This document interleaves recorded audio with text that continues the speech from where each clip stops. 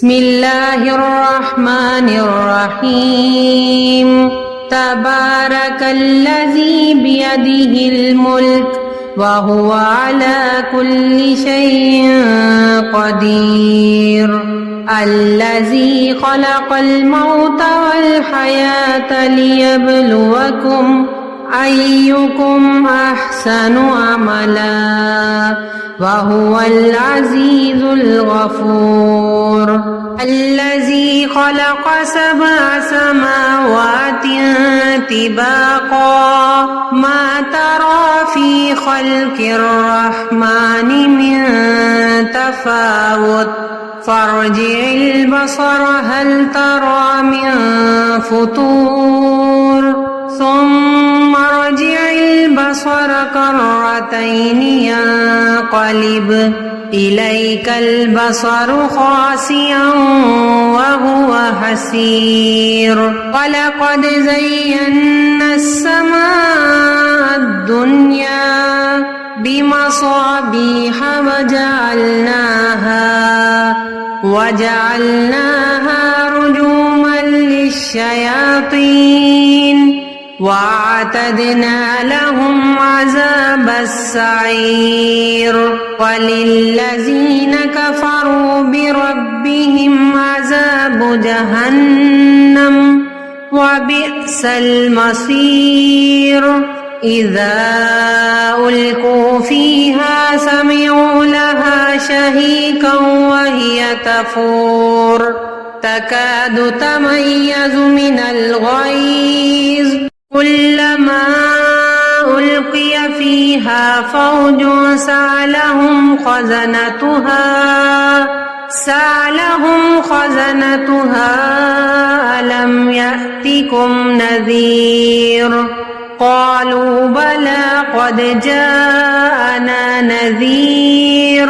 فكذبنا وقلنا ما نزل الله من شيء إن أنتم إلا في ضلال كبير وقالوا لو كنا نسمع أو نعقل ما كنا في أصحاب السعير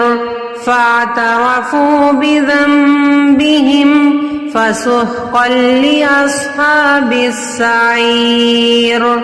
إن الذين يخشون ربهم بالغيب لهم مغفرة وأجر كبير وأسروا قولكم أو اجهروا به إنه عليم بذات الصدور ألا يعلم من خلق وهو اللطيف الخبير هو الذي جعل لكم الأرض ذلولا فامشوا في مناكبها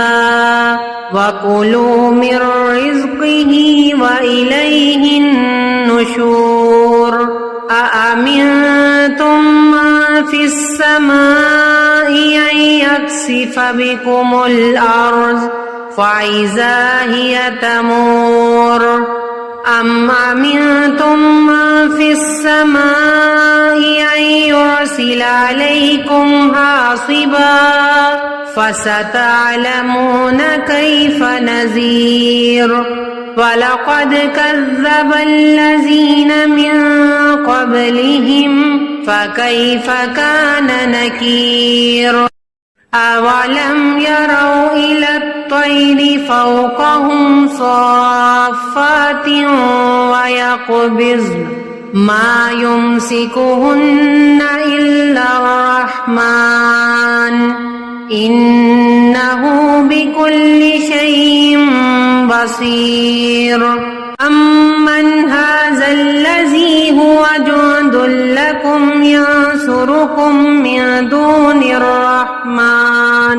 إن الكافرون إلا في غرور أمن هذا الذي يرزقكم إن أمسك رزقه بل لجوا في عتب ونفور ونفور أفمن يمشي مكبا على وجهه أهدى أمن يمشي سويا على صراط مستقيم قل هو الذي أنشأكم وجعل لكم السمع والأبصار والأفئدة قليلا ما تشكرون قل هو الذي ذرأكم في الأرض وإليه تحشرون ويقولون متى هذا الوعد إن كنتم صادقين قل إنما العلم عند الله وإنما أنا نذير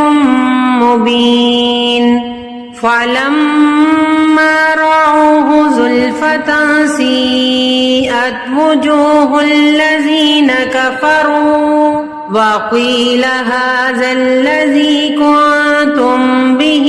تدعون قل أرأيتم إن أهلكني الله ومن معي أو رحمنا فمن يجير الكافرين من عذاب أليم قل هو الرحمن آمنا به وعليه توكلنا فستعلمون من هو في ضلال مبين قل أرأيتم إن أصبح ماؤكم غورا فمن يأتكم بماء